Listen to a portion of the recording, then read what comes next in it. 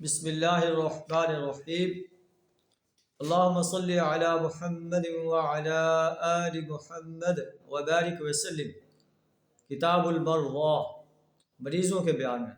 عن ابی سعید الخدری رضی اللہ عنہ ابی ہریرہ رضی اللہ عنہ عن نبی صلی اللہ علیہ وسلم قال ما يصيب المسلم من نصب ولا وصب ولا هم ولا حزن ولا اذى ولا غم حتى الشوكة يشاكها الا كفر الله بها من خطاياه۔ حضرت ابو سعید خدری اور ابو ہریرہ رضی اللہ عنہما روایت کرتے ہیں کہ نبی صلی اللہ علیہ وسلم نے فرمایا، مسلمان کو جو پریشانی، غم، رنج، تکلیف اور دکھ پہنچتا ہے، حتی الشوکۃ، یہاں تک کہ ایک کانٹا بھی اگر اس کو چبھ جاتا ہے تو اللہ اس تکلیف کی وجہ سے اس کے گناہوں کو دور کر دیتا ہے۔ ایک اور مقام پر نبی صلی اللہ علیہ وسلم نے فرمایا کہ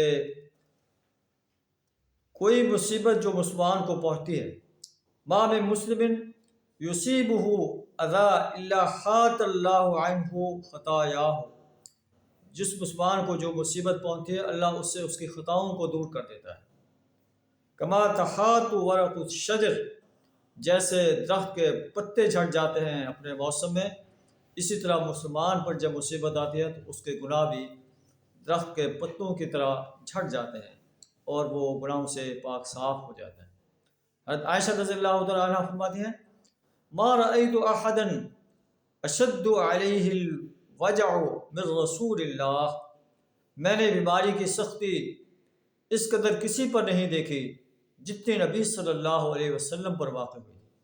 تو تکلیف کا آنا، پریشانی کا آنا، مصیبت کا آنا انسان کے گناہوں کے ان کے جھڑنے کا سبب ہوتا ہے۔ اللہ سے دعا کریں ہمیں تکالیف پر صبر کرنے کی توفیق عطا فرمائے اور خوشیوں پر اللہ کا شکر ادا کرنے کی توفیق عطا فرمائے۔ وآخر دعوانا الحمد للہ رب العالمین۔